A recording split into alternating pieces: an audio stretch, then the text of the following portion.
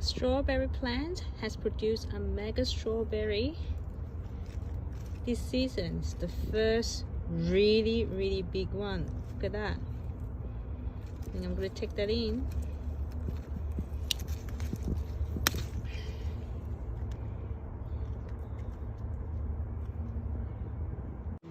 This is one day after we harvest the strawberry, and it's actually turned more red. We discovered that if you actually leave it out, not in the fridge, but actually leave it outside in room temperature, it will actually go darker.